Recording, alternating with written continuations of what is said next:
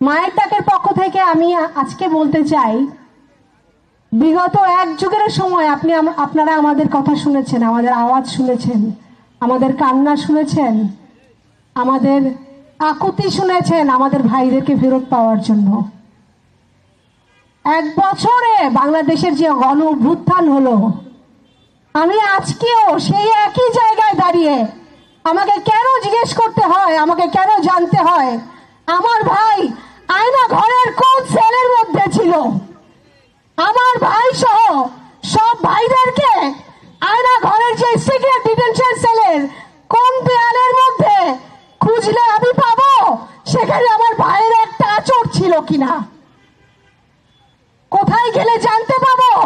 এখনো কেন আমাদের বুকে পাথর বেঁধে দাঁড়িয়ে থাকতে হয়?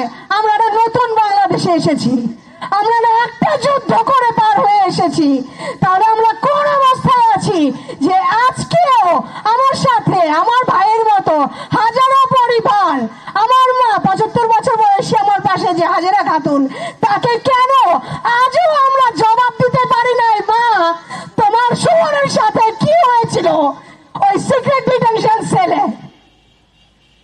আমরা 1 জুলাই দেখেছি, এই জুলাইয়ের মধ্য দিয়ে, এই নির্যাতনের মধ্য দিয়ে, এই অত্যাচারের মধ্য দিয়ে আমরা বিগত 17 বছর পার করেছি।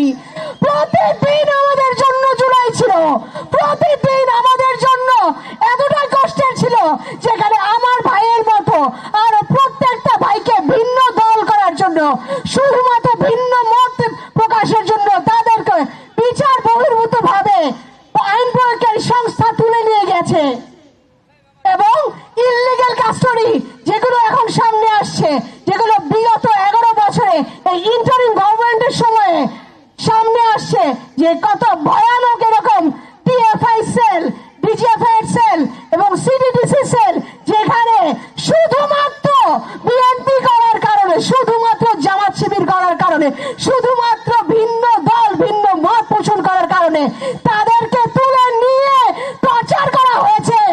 আজকেও 1 বছর পরেও কেন আমাদেরকে এই জবাব এখানে দাঁড়িয়ে খুঁজতে হচ্ছে?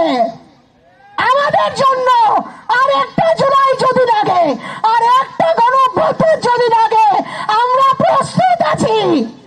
আমরা প্রত্যেকটা পরিবার, বাংলাদেশের আপামর জনগণ যেই ট্রমার মধ্যে দিয়ে যাচ্ছি, খুনি হাসিনার যেই সব অত্যাচার আমার ভাইদের উপরে করা হয়েছে, আমার ভাই সহ যারা গুম হয়েছে, যারা বিচার বহির্ভূত হত্যাকাণ্ডের শিকার হয়েছে, প্রত্যেকটা অন্যায়ের, প্রত্যেকটা মানবতা বিরোধী অপরাধের বিচার আমরা সামনে আনবো এবং প্রত্যেকটা সত্যকে সামনে আনবো। এই সত্যগুলোকে এখনো পর্যন্ত বাধা দেওয়া হচ্ছে, বাধা প্রদান করা হচ্ছে তাদের নামগুলো সামনে আনতে। আমরা পরিষ্কার বলে দিতে চাই, ইউনিফর্মকে, ওই বাউন্ডারিকে, ওই ব্যারাককে, ওই সেনানিবাসকে আমরা ভয় পাই না। আমরা এখনো যত